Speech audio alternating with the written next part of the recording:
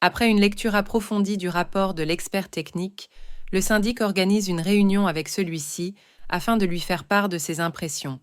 Il profite de cet entretien pour le remercier pour la qualité de son travail et lui confirme que sa proposition visant à regrouper certains travaux pour améliorer rapidement la performance énergétique de l'immeuble en vue de réduire l'impact des sinistres sur le budget annuel est très intéressante.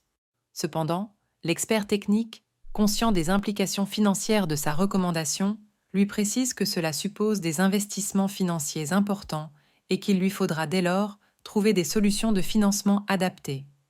Attentif aux remarques de l'expert technique, le syndic se dit qu'il sera nécessaire de procéder à l'élaboration d'un cahier des charges précis afin de solliciter des devis comparatifs.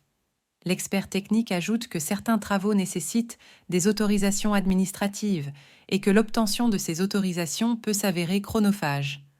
Conscient de la complexité du projet et des délais administratifs à respecter, le syndic exprime le souhait de présenter aux copropriétaires un planning réaliste pour la mise en œuvre des travaux. L'expert technique se voit confier la responsabilité de préparer un planning détaillé reflétant les différentes étapes des travaux, les délais d'obtention des autorisations nécessaires et les options de financement envisageables. Le syndic doit se renseigner sur la nécessité de demander des autorisations administratives comme un permis d'urbanisme ou encore des procédures liées à la mise en œuvre des travaux, prévention incendie, désamiantage, etc. La rédaction d'un cahier de charges détaillé, pour autant qu'il ne soit pas déjà imposé par le règlement d'ordre intérieur, et le suivi de chantier par un expert technique sont des investissements permettant une réalisation qualitative des travaux, mais aussi leur cohérence avec les objectifs de rénovation globale.